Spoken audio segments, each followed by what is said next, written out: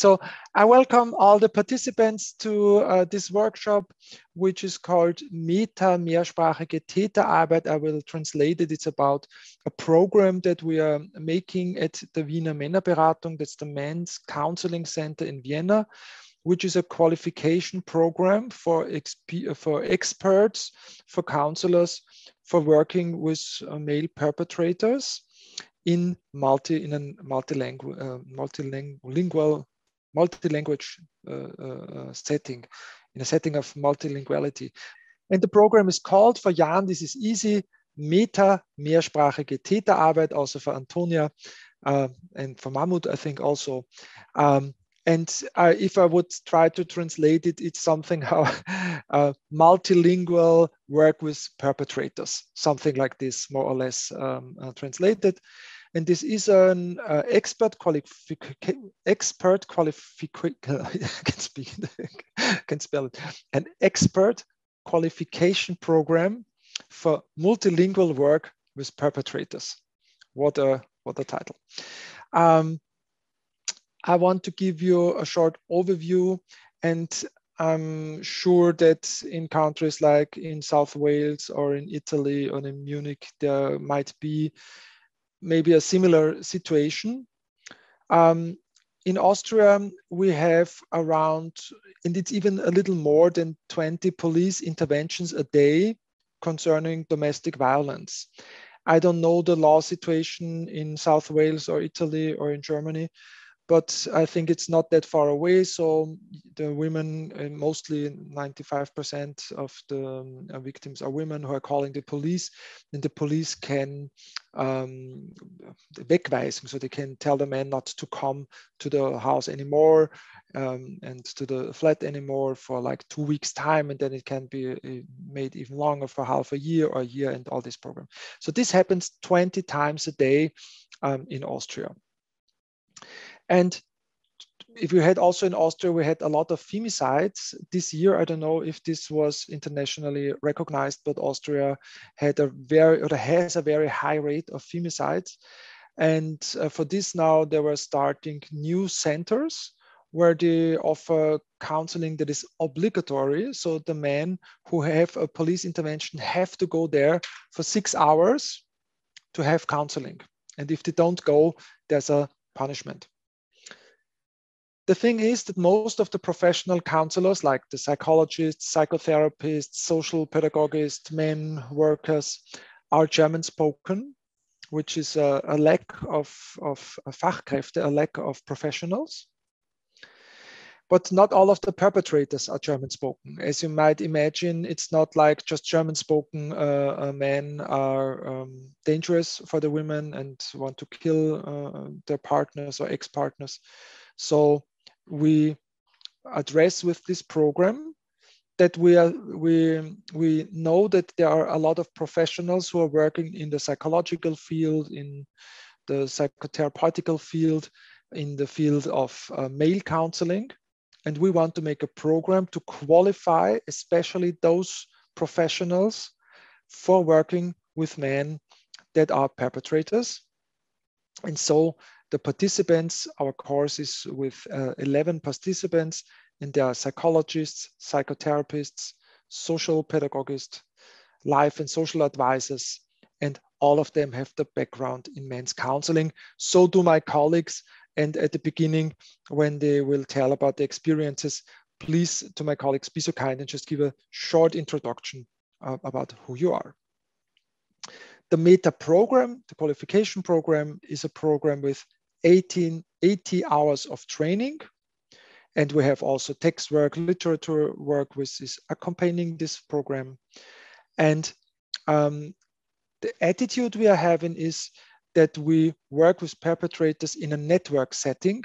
In German, it's called Opferschutz-orientierte Täterarbeit. I don't know if there is a common English translation. Maybe Jan, Antonia, or whoever knows Opferschutz-orientierte Täterarbeit. Is there any English translation that works well? Yeah, it's victim-oriented perpetrator work. Okay, so so this is the victim-oriented perpetrator work which we are favoring, because you know all the, I guess you know all the Istanbul Convention, that this is state of the art of intervention related to domestic violence. And so if I wanted to just share with you a little bit of the program. Example giving, we are talking in this program in those 80 hours about toxic masculinity. Okay, I'm missing toxic masculinity and violence.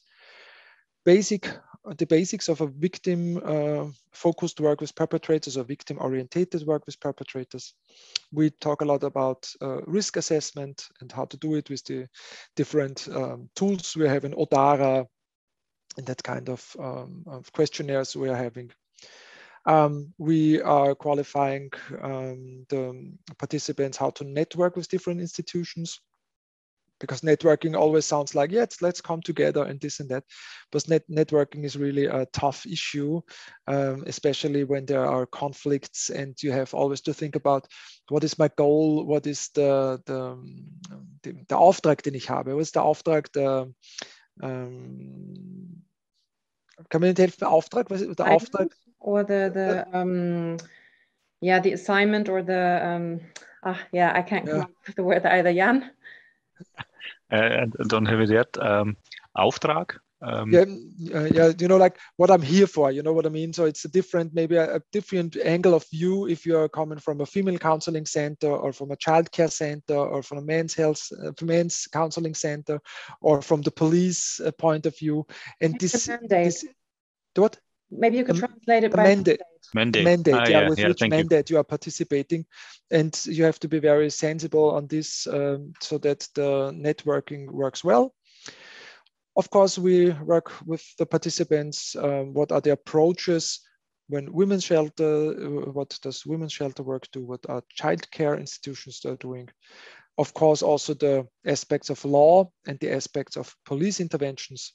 We talk about group setting versus face-to-face setting. A lot of work with perpetrators, especially in the Wiener Männerberatung, is happening in a group setting, but it's also necessary when there are psychiatric issues, or maybe abuse issues, or Persönlichkeitsstörungen, personality disorders, where you need to make it in a face-to-face setting. Also in a multilingual setting very often, because it's not so likely that you get like 10 Turkish spoken men just at once, you know what I mean? So from time to time you have to work also in a face-to-face setting.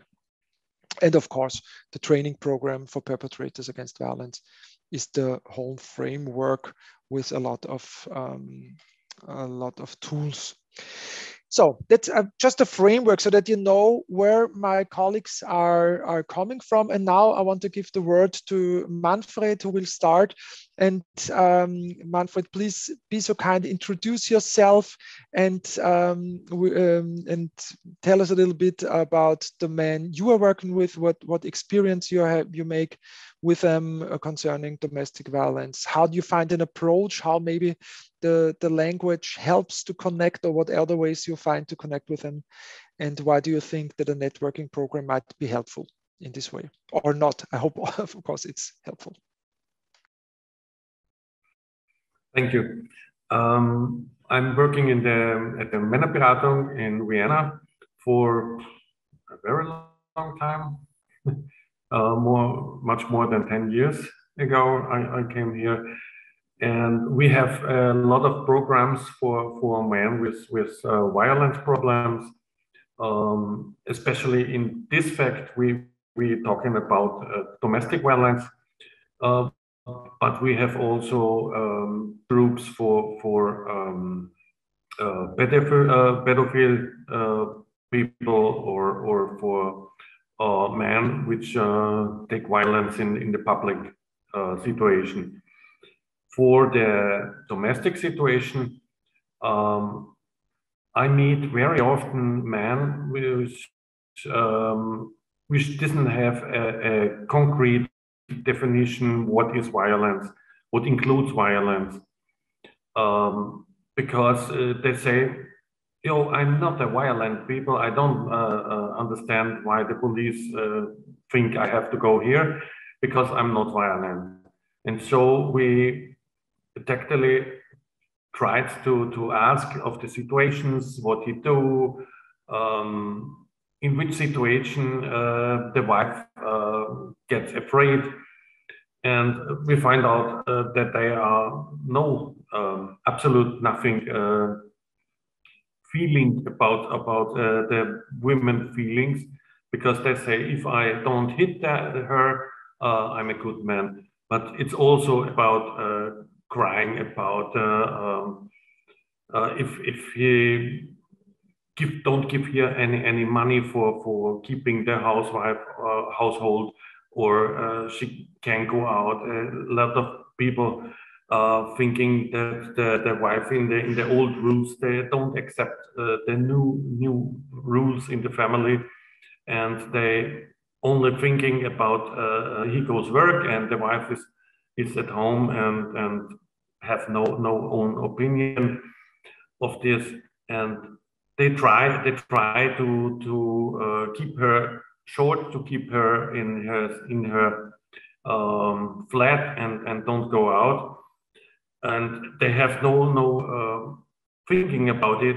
Then if we come home and cry with the children, cry with the women, what he do with them, and what that this is also violence, of course.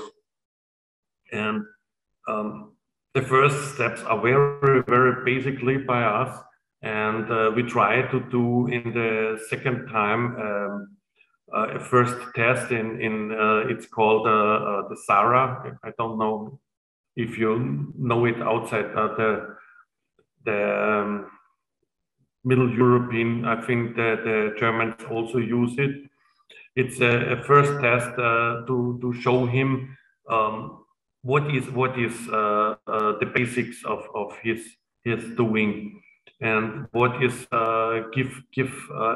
make his family afraid of him, and he don't accept that anything other like hitting his family is violence too.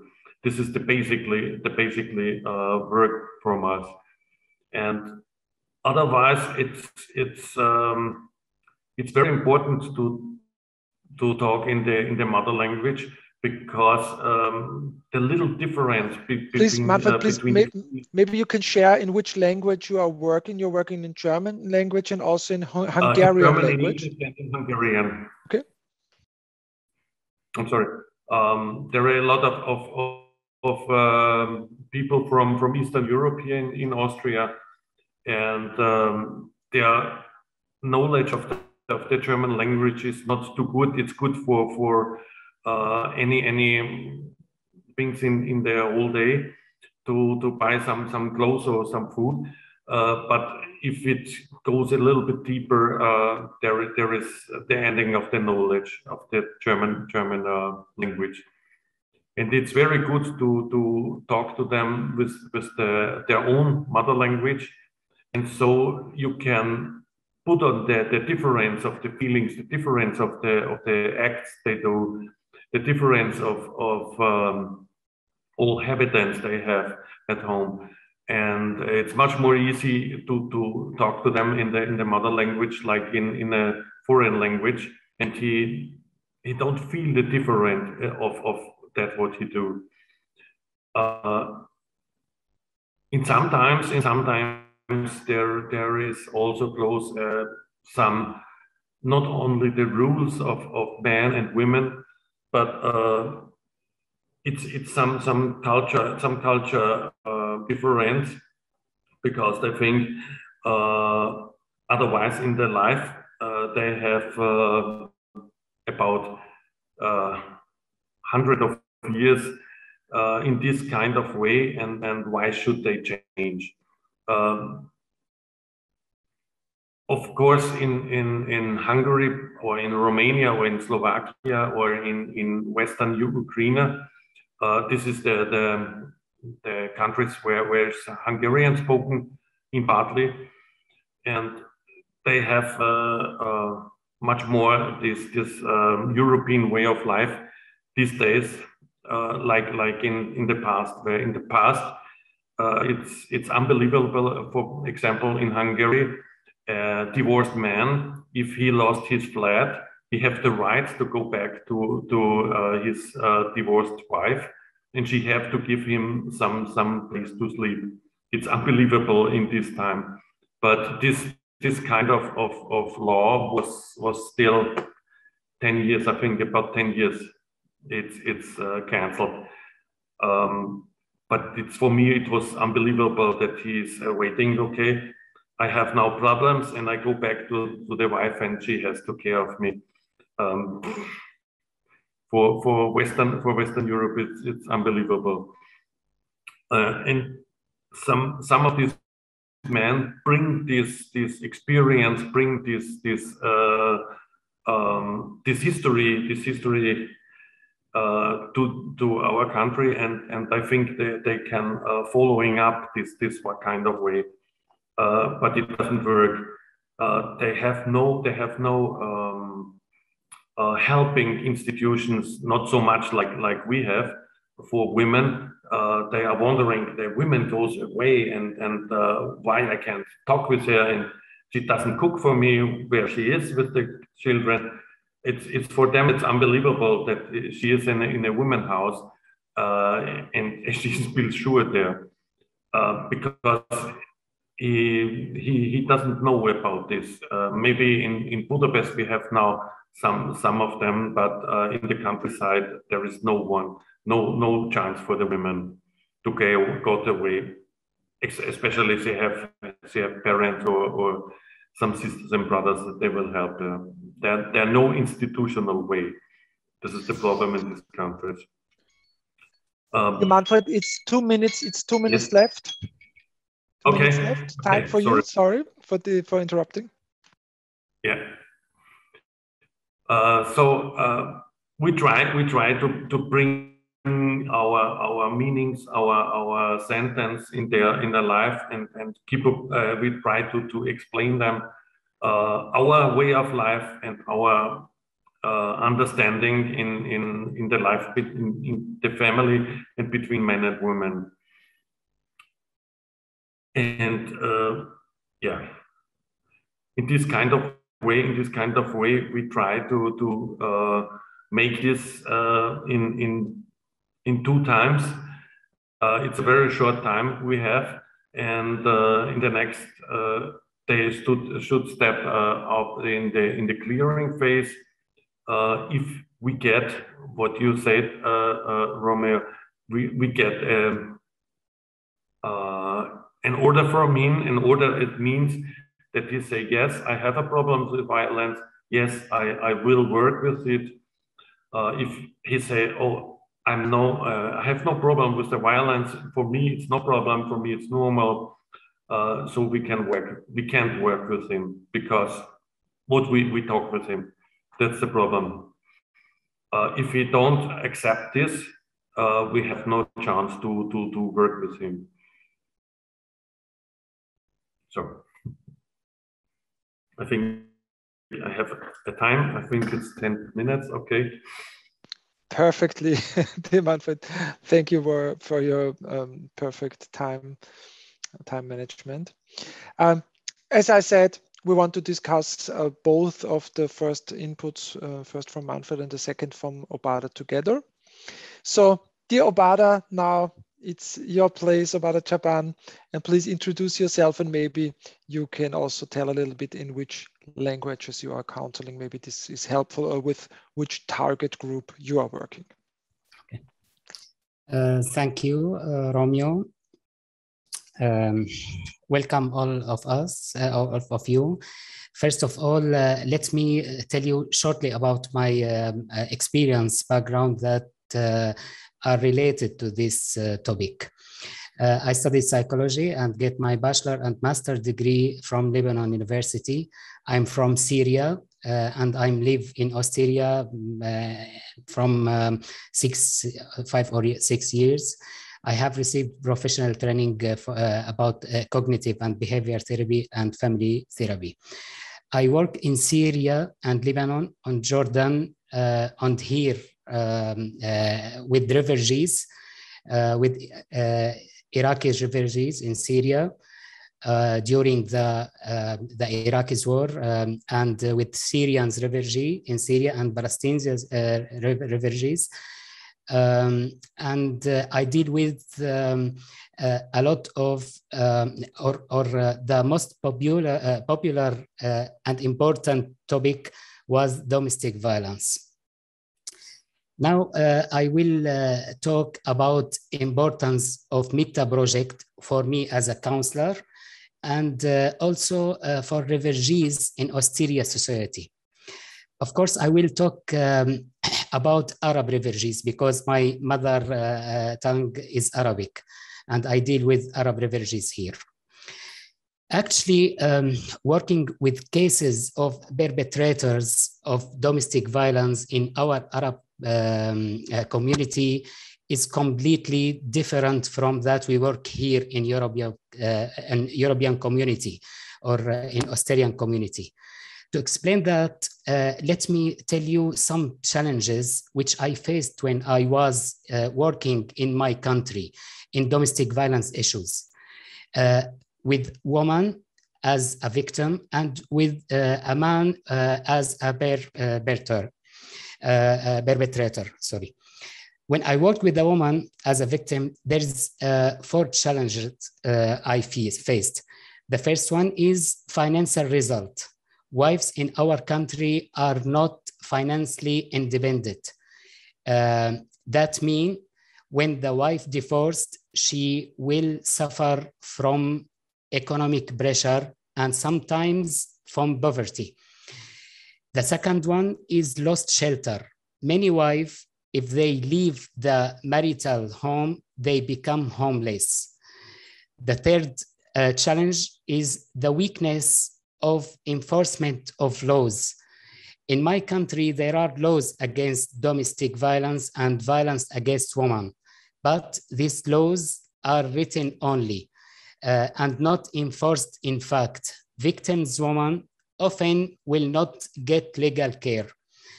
The fourth challenge is community culture pressure. Actually, our culture about divorce affects the wife's decisions.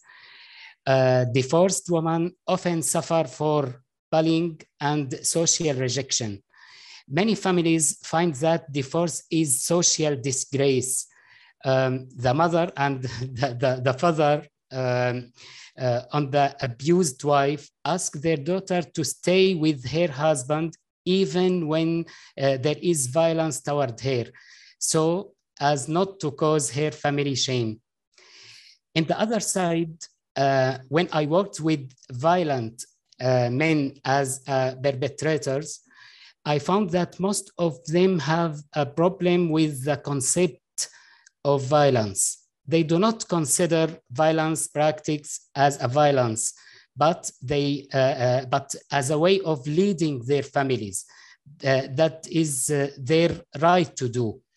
More than that, they believe that is their right to do that. In counseling session with perpetrators in my country, I was trying to change these failed beliefs and negative beliefs before providing them with positive family coping skills. But changing these negative beliefs face great challenge because of the culture of society that supports these beliefs.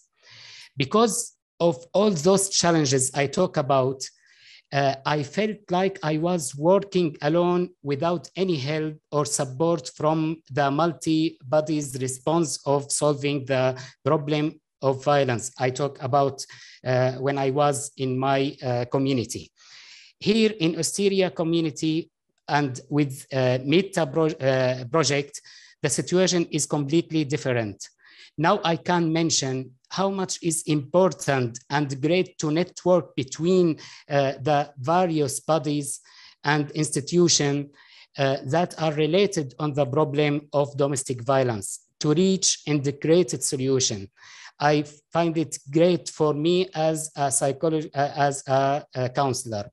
And this the main benefit that the META project offers us as psychological counsel. Another benefit I have to mention of META project is providing consultation in the mother tongue of the perpetrators. Through a counselor from the same culture, it's very useful and important to facilitate the treatment of domestic violence for refugees families in Austria. To clarify that, to clarify this point, I mean, let me tell you that most of perpetrators reject the new situation. They consider this European system is taking away their right to lead their families, and there's a big problem about that. They also consider that they broke this system, broke their privacy. More than that, in counseling session, I heard the two sentences. Even when I talk with perpetrators, the first sentence is European society want to steal our children from me. The second one is the European community want to change the beliefs and the religion of my children. As a consultant, I explained to them that this conviction are unrealistic. There's unrealistic in this belief. And because I am from the same social environment and speak the same mother language, they agree to discuss this matter with me. They don't see me as someone against them.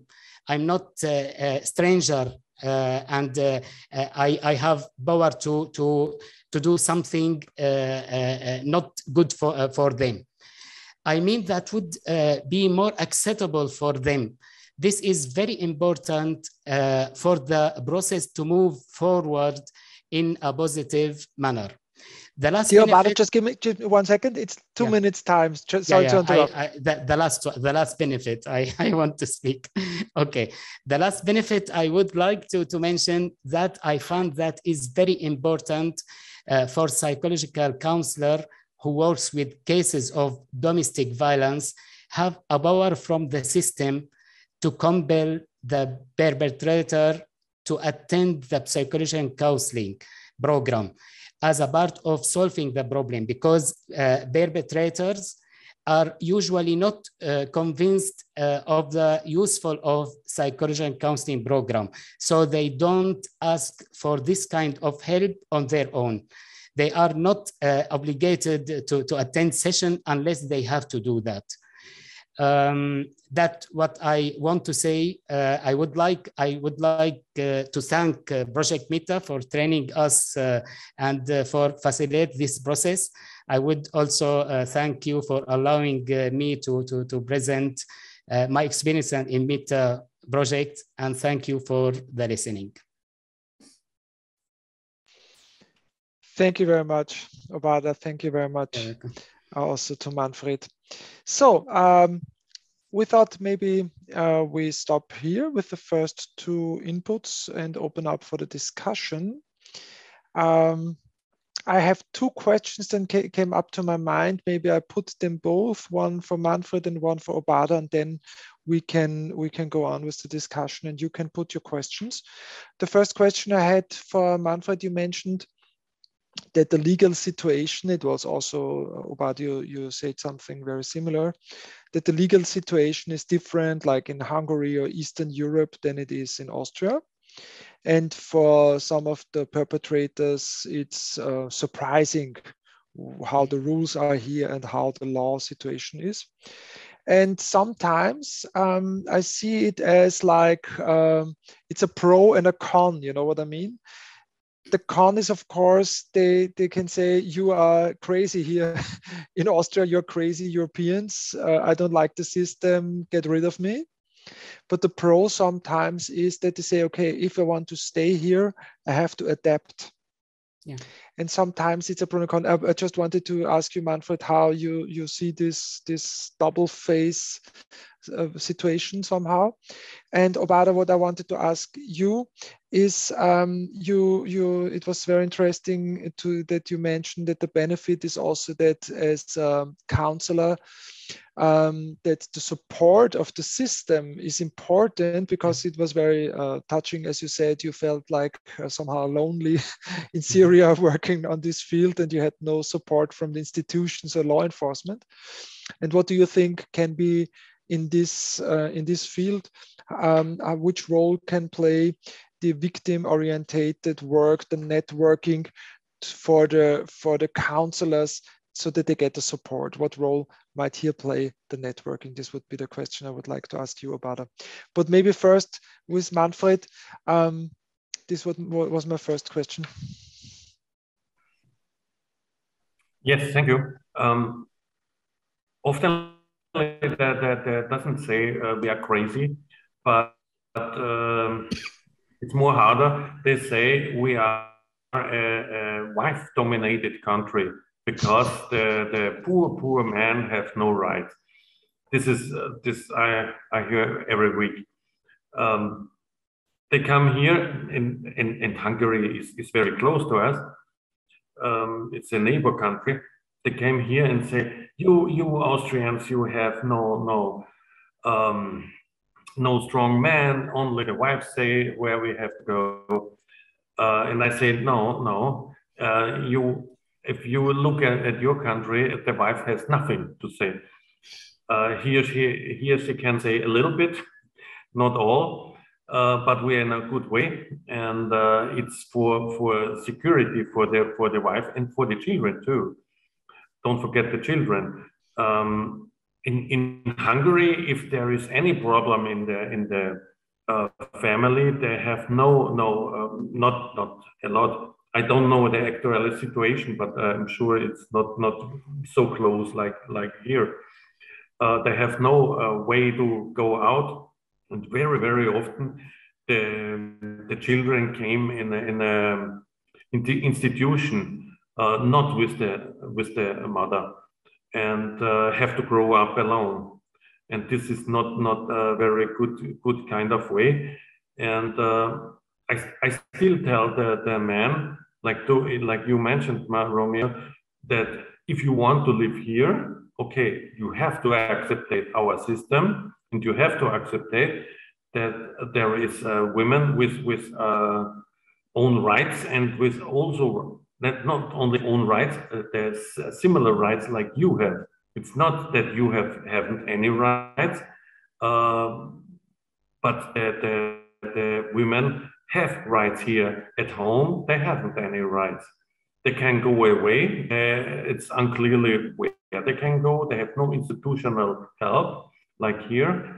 And if you want to stay here, if you want to get the benefits which you get if living here, you have also accepted this kind of.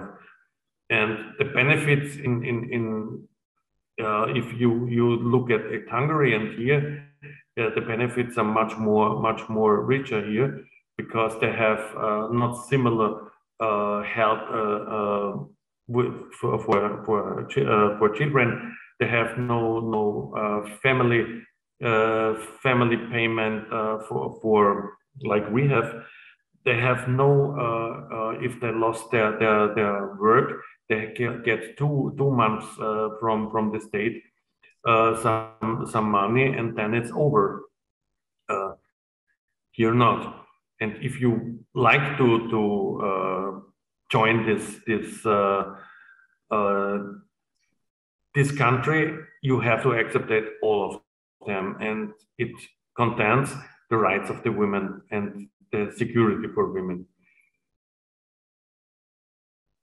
Thank you very much, Manfred. So it's you see how important it is to have a clear pro-feminist concept in working with male perpetrators. And that also, just to round it up, I think it's also with Austrian men, you have often you have this discussion also. So when I work with most of the time with German spoken men, I hear this also a lot, that Austria, that is a women dominated country. So this seems like to be what we always have the feeling, that the emancipation has gone forward somehow. We see it so often that it's not that far like we wished it would be. Dear Obada, please, I also put up the question, you know, like what support would give the working in a network field for the counselors, like as a support, as an enforcement. Okay. As I mentioned, when I was working in my country, I have I'm responsible to do everything. What I mean, for the victim, I have to protect her. I have to ask about legal situation. I have to I can't do everything with myself. And this problem sometimes caused a more danger situation for the victim when I work alone. But here in Austria, with the clear system to deal with these violence cases, I found that we are playing as a work team, and everyone has a specific role to do. That is more comfortable for me, and I don't have any problem when I has to say what I should say in these cases. That what I mean, the importance of the system and working the system in this field. Thank you very much, Obada. So it makes very clear that the role confusion you had with trying to help, you know, like the family system, that now the role get more clear. It helped me as a counselor, and it helped the victim and the family as they have the problem. Yeah, thank you very much. So, dear Manfred, you have a question?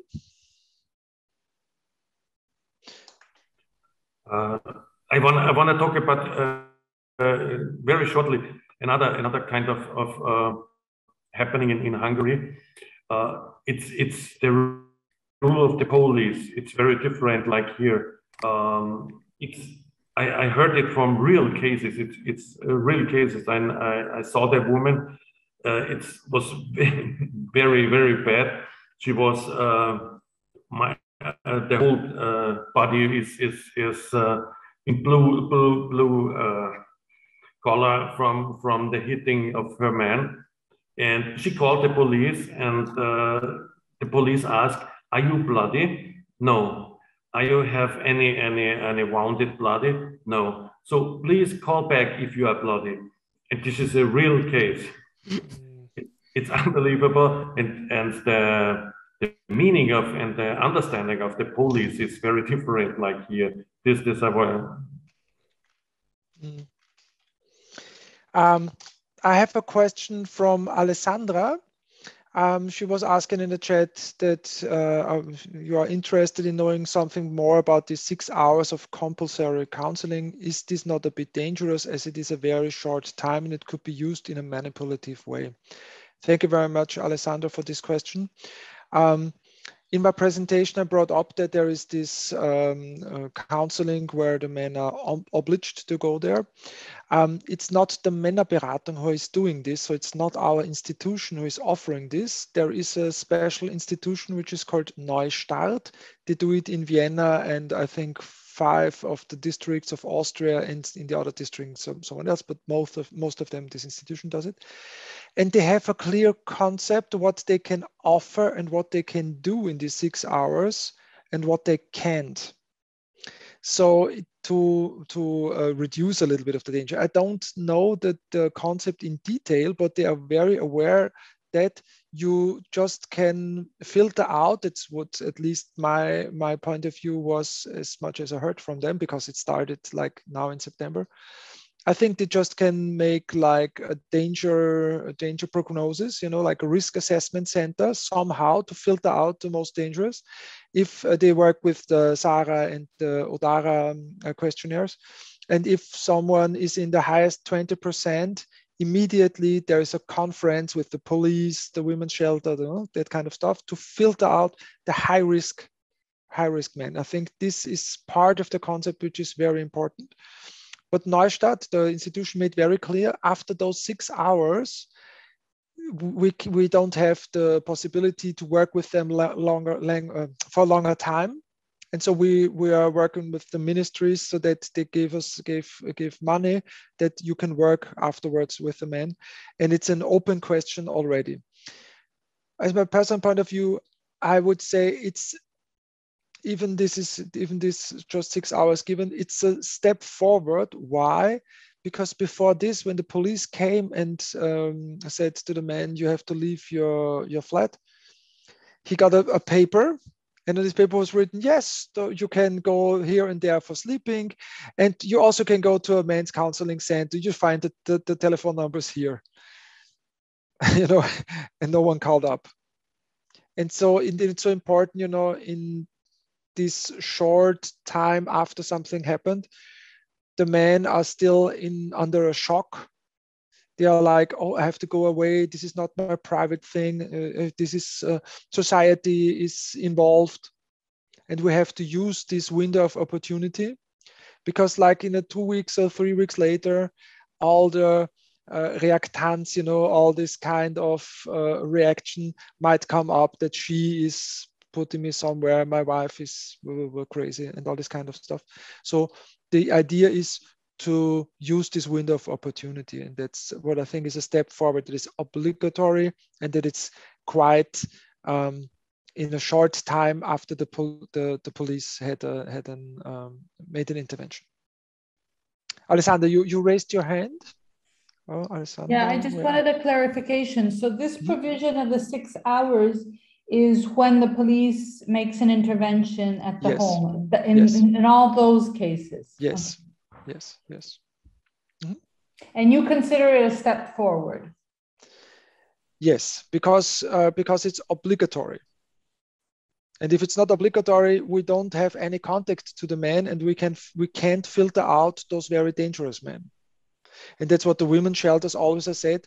Please, to the police and to everyone, to the law system, filter out the most dangerous men. Put them in U-Haft, you know, like into jail or whatever.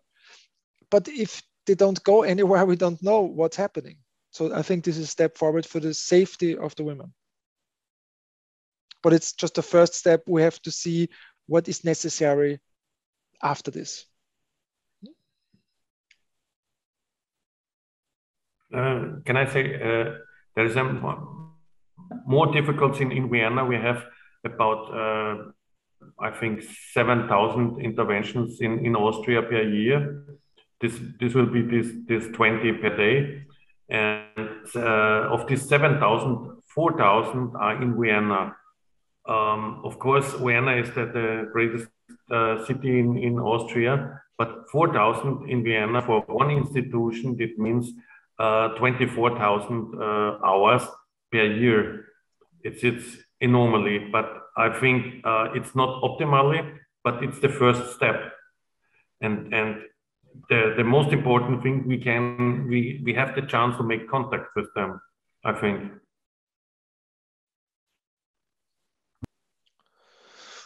Okay. Are there some more questions at the moment? Otherwise, I would. Mahmoud, I saw you were raising your hand. Yes, thank you. Actually, I have a question to Manfred. According to what he mentioned, that the men who are actually perpetrator and refuse to join any program, how they deal with them, and for the men who would join the program, how they actually motivate them to be and to stay committed to the program. Thank you. We have normally we have two kinds of men. which one we came for his own opinion. Normally the work with him is much more easier with them, which is sent by police or by the court. If he has an order from the court to come here, and this is maybe what prison, what therapy. This kind of man is much more difficult to win them for our ideas, because he has to go to a clearing phase, and there we can talk with them. We make some questionnaires with them, and after this we can see, can we do with him or not. And this clearing phase is right in the beginning of the program, and it comes only after this clearing phase in the training program.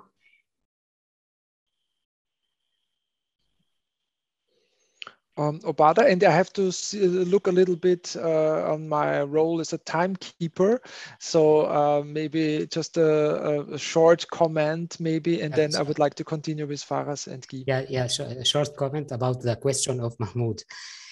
When the client refused the situation and refused the system, sometimes I discuss him in this way. We have, you want to fight, or you want to have the right thing to live here in Austria. We don't, we discuss here what's wrong and what's right. We are here and we want to do the best, to live the best way. Sometimes this kind of discussing change their mind when they refuse the situation. Sorry, just it came to my mind when we use this pressure, the fear that we put on them to change their mind, that maybe they are changing their mind temporarily. But my question, how could we actually encourage them to and motivate to join the program and change their mentality? Okay, that is the next step. The first step is to break this situation against the counseling. Then we had we run to the next step, which is what you mentioned about, but there is no time to explain that now. Thank you so much. Maybe when Faraz and Guy are bringing your input, maybe you can bring in some aspects that are now part of the discussion. So I would like now to give the word to Faraz. And please, dear Faraz, introduce yourself and tell us a little bit about the work you are doing and your experiences that you can share with us here this afternoon. Thank you very much. Thank you, Antonio. Thank you, Romeo, for inviting me to this panel. It's a pleasure to be here, to be honest. I should introduce myself. I'm Faraz. I'm working at the so-called Verein für Männer- und Geschlechterthemen Steiermark. It's the main counseling center in Styria in Graz. And till last month, for the last 3 years, I've worked in the 2 women's shelter in Styria, in the youth and child department. And for the last years, I was like, I had a lot to do with kids and with youth and with the younger people and their parents. So from my point of view, as the most and most important part when you're working with especially male perpetrators in this case is to educate, to clearing up situations like Obada said, like Manfred said, because most of the people, they really don't know what they've done. They really don't know about any kind of legal situation they're in. If you are talking to them and you're counseling them and tell them like, okay, this is the situation right now. You're you're in a legal case right now. Most of them, they are like, okay, what did I done? What have I done? They don't have any kind of education in this special area, like domestic violence. For a lot of people, it's super normal to hit their children. For a lot of people, it's super normal to hit their wife. And they really haven't any kind of idea what they've done and why they lost their and why the kids are taken by the government, or why is my wife leaving the house, is going to a women's shelter, and I have a lot of and I found myself in a lot of situations to explain them the basic of violence. But to be honest, it's for me. I'm born in Graz. I'm raised in Graz. I'm a total European. So for me, it's sometimes it's hard to understand, to sit in front of somebody who has no idea.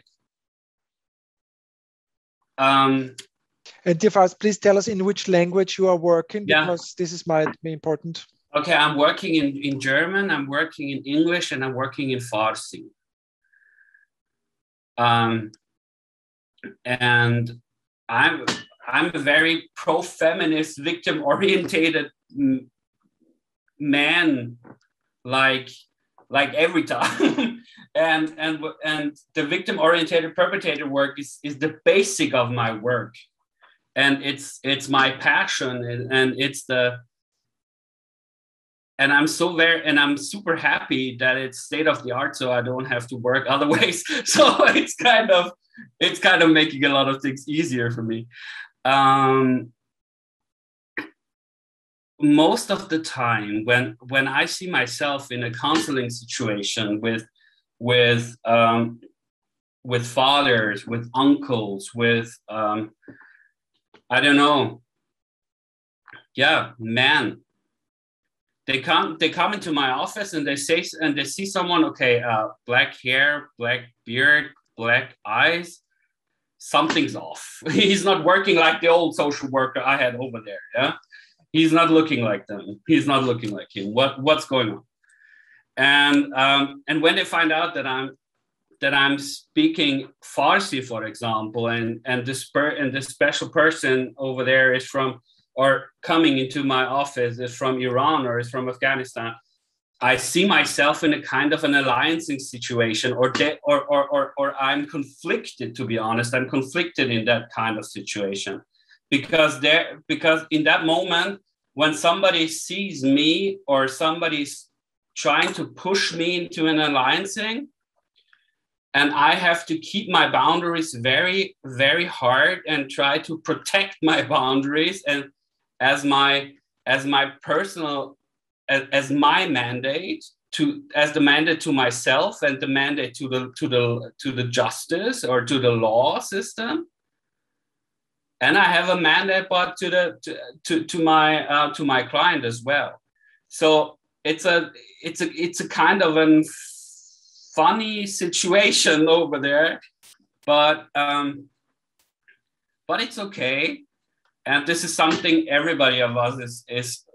I got the feeling that everybody had situations like that, where you're one of us. Just help me. Just make things faster or whatever. I having having a gas pedal and can push it through and whatever and win the race. I don't know. This is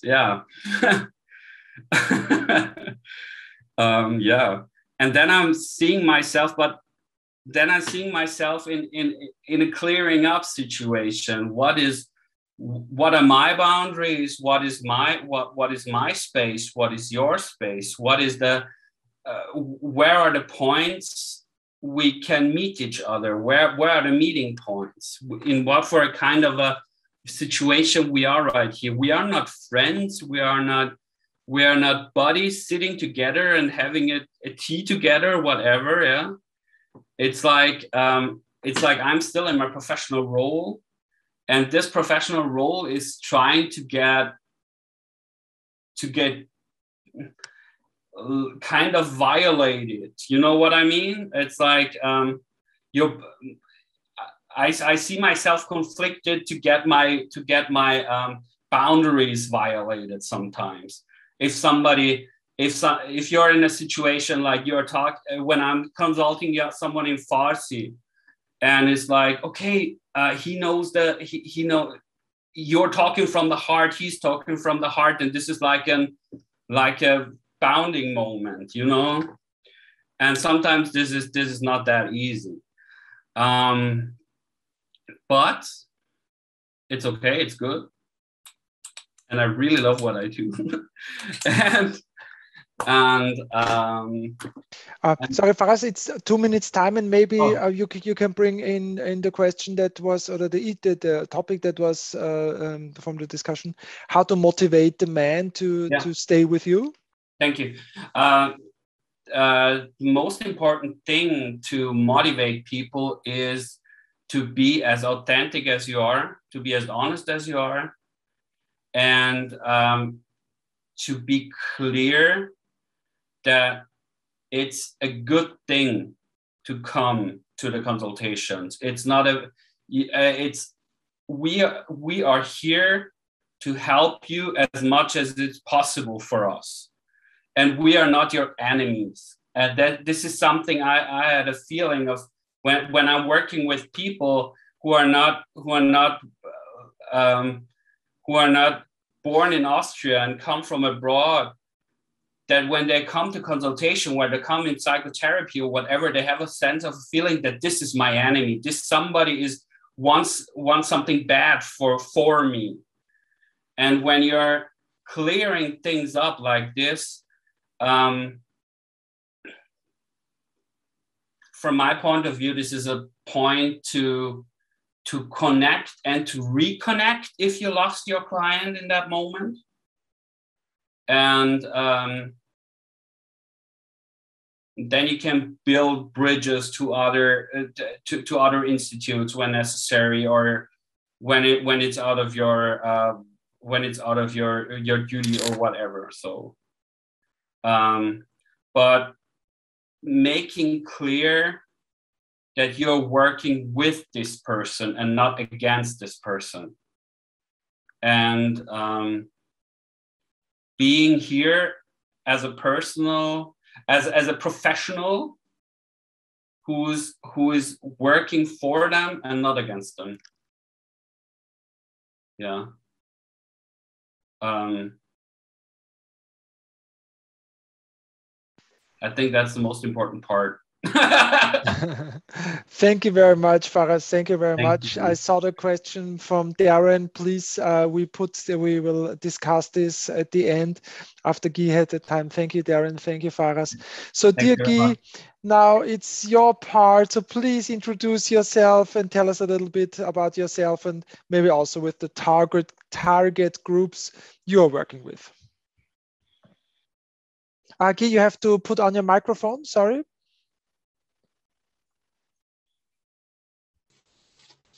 You hear me now? Yes, now we hear you. Okay. Thank you very much. Thank you for the speech. Thank you, Romeo and Antonia. I'm very glad to be adventurous in the group of in this project Meta.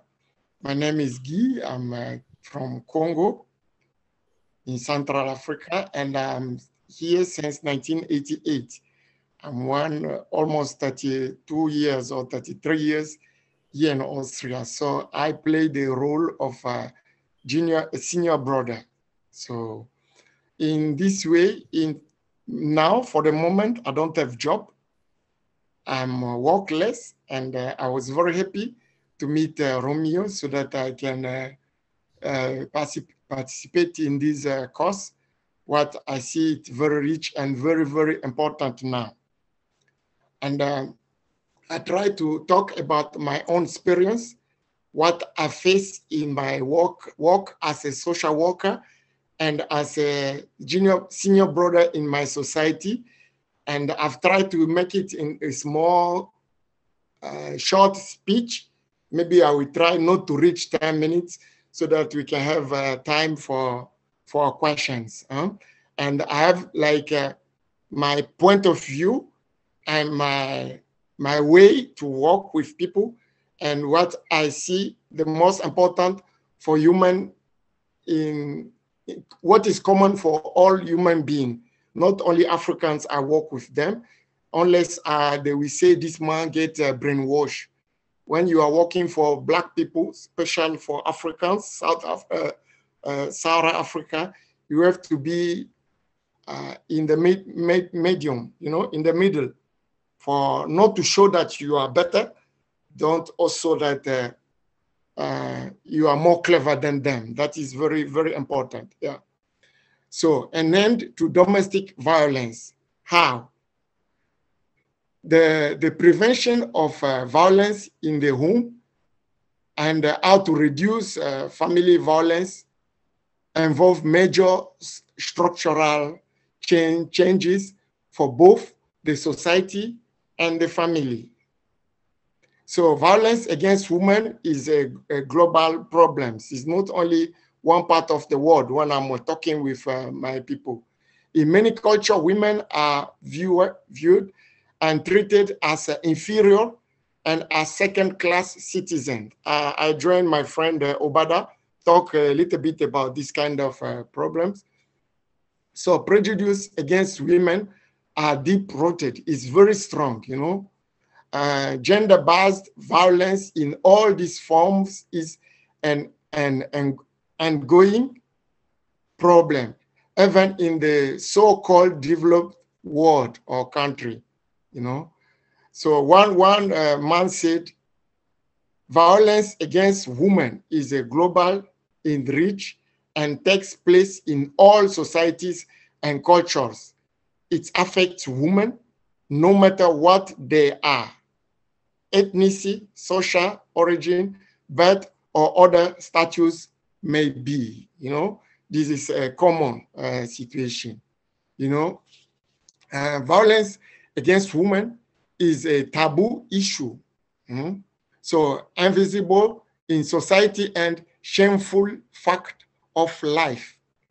Many people consider, you know. Statistics also indicate about many, like for like my own experience, I can say 1 in 4 women suffer some form of domestic violence in one or other way. Yeah? Some just like injure with bad speech with their women, or the way they don't want them to know so many things when they are new in Europe. They don't like the wife to have a touch with different women before they will spoil her wife, you know. They will, because she will know about this bad society where they encourage women to be strong, like this society of 50-50. It's not like what they really like, because they believe they are superior and women are some like second-class citizen, you know. Why? But does some wives choose to remain with a violent mate? Most of them, the common reason is that they fear the abuse will get worse if they leave, you know, because many of them, they don't know where to go also. Others have hesitated to leave because they fear that their friends or relatives would turn against them, refusing to believe that the situation at home was so severe or worse or bad, you know. Others, reason why some wives choose to stay is they want their children to grow up with both parents. This is important for most of them. They worry about being able to support themselves and their children financially, and they are ashamed to admit that they are being abused, some women. They hope the children will improve, you know. They hope the situation will improve, you know. When they keep it, they don't talk, and they believe one day things can change, being good women, because they have from the society, from education, their own mother, please, your husband is alone there with you. He brought you to Europe, for example, and is like your father, and is also your mother, and you have to listen to him. You have to have a deep respect to your husband. That is why sometimes they want to make their parents to be happy or to rejoice their parents, and that is why they will keep many things what is not good for themselves, for the development of their own children, because violence comes to children, because to be a good father is not what you are saying to your children, but your behavior is the best education, you know.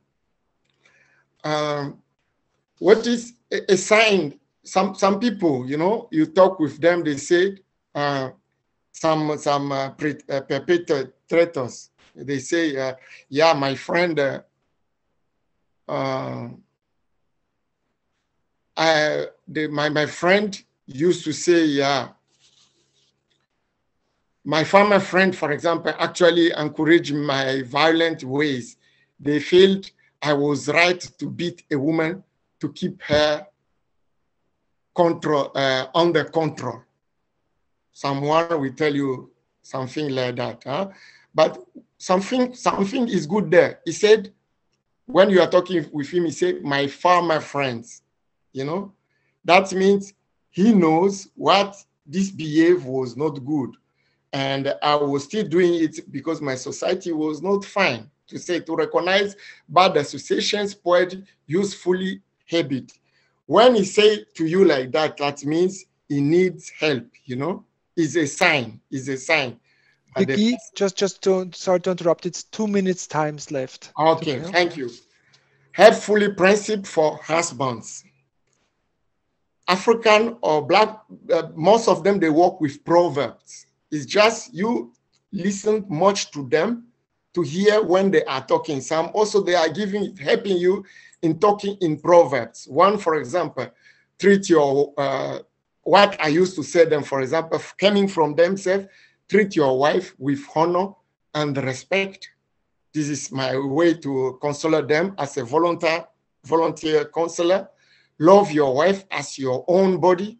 Keep your love alive and growing when you are taking always good communication with the family and spend time with them. Avoid abuse speech. This is most bad. Cultivate self-restraint, that is control, that shows a good man. Know that self-respect comes not from controlling others, but from controlling yourself. Think of the consequences, This is also what I used to tell them. If you feel you are to lose control, it's maybe the best to walk away, or your action of your, learn to detest violence. This is just easy to say, but in process when you are talking with them, view your wife not as inferior, but as a capable partners, as a partner, not as somebody inferior. Thank you very much for listening to me. Thank you very much, Guy, and thank you very much for being that disciplined with the time management. Thank you very much. Now it's again open for discussion. Darren put up a question, and I prepared just 2 questions also for Guy and for Faraz. First, but Darren, you were asking, you guys seem to be working with people who are desensitized to extreme violence. Do you have clinical supervision to help you unload? So this is a question to my colleagues about supervision. And should I start? Mm-hmm. So yes, we have a lot of supervisions and a lot of supervision settings where all of us can unload, as you said. Thank you. Yeah. I just wanted to put up a question for you, Faraz, and one question for you, Guy. Faraz, you were telling about that you worked a lot with the children. And I remember there was this program we had, especially when a lot of people were coming with a refugee background around 2015. And we had the program Men Speak Out, and a group program with the men. And I remember there was an image, and you saw the father who was shouting at the wife, and the wife was shouting at the children, and the children was having a teddy bear, and the children was attacking the teddy bear with a hammer. And I remember that you used the picture to confront the man with the with the consequences, the long-term consequences on childhood. Is this something that might motivate the man? This is my question I would have for us. And the question I would have for Guy is, it's so interesting. Did I got this right? The proverbs you are using to avoid somehow the shameness, but get the main goal together, like when you say love your wife as your own body, that this is somehow a goal where you reach to without being too, dismantling, shameful, because you say you are a perpetrator. So it's a somehow work through to get a connection on the relationship level. Did I got this right? This would be my question to Guy. But first to Faraz about the picture. And is it something that works, like to speak to the man, be a nice father? What do you do to your children? Is this can this be part of the motivation in your experience? Thank you for the question. Thank you for the picture. I totally forgot about this picture, but yeah, that's totally what I'm working with. It's like I call it a kind of a chain of violence, or everybody is calling it whatever what he or she wants to. But it's like as you image the picture, it's like that violence is nothing. It's 100% learned. Nobody's coming to is born and knows what violence is. Violence is 100% educated. 100% seen. 100% copied. And the picture is perfect, because when the kid is starting to hit the teddy bear with the hammer, somewhere maybe saw the kid saw reactions like that in his or her near surroundings. So this is. And when you're conflicting a father, for example, with a situation like that, and when you're conflicting him and say that he's hitting his wife, and the kid is seeing stuff like that, it's state of the art, and that being a part of a violent situation, just see the situation. It's like being 100% victimized of it as well. So when I'm standing here and seeing stuff like that, it's like it's hurting to me personally. So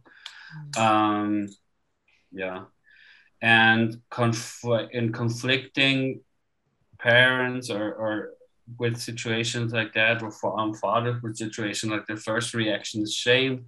Second reaction, and most of them is like they're getting very angry, and getting very angry of themselves, of the situation they're in, and for me as a counselor, the most important part is to be the guide through these stages, not to lose this person in that moment, and be a kind of a protective. And create a protective environment for this person, to talk and be the one who's able to talk, for example. Yeah. Thank you much. Thank you very much, Faraz. So Guy, we were talking about, my question was about the proverbs and how to have a reference point where you can both relate to, that you can talk about problems and violence. Like in a billiard, you know, you don't play directly in the hole, but you play it around and you have a reference point. So, and would there, did I got this right? And what would be a good way, or in which situation would you address more directly? Because I imagine sometimes it works well around the corner, and then sometimes you have to address more directly. How do you deal with that question? Yes, to deal with them is to know to listen very good of the person when somebody is talking, to try to have a view of his education level. It's very important. Some are farmers. They came from hard work and farmers to Europe. Some are also educated person. Some they have not balanced couple. Man study much. Women never been to school. Women is educated one, and sometimes is have some complex. But you are not going to tell them that. That is where you have to be in the balance to talk, you know, and talk about. For example, I can give one example. To be peacefully, to be a man with passions, to be lovely, friendly, to have a self-control. There is no law against such good qualities, you know? So it's just to listen well and to check what you learn from him for his kind of person, and then you are going to help him better according to his, so how they say, good geschnitten for him. No? Yeah, perfectly. Yeah. For him, you know, each one is different, you know.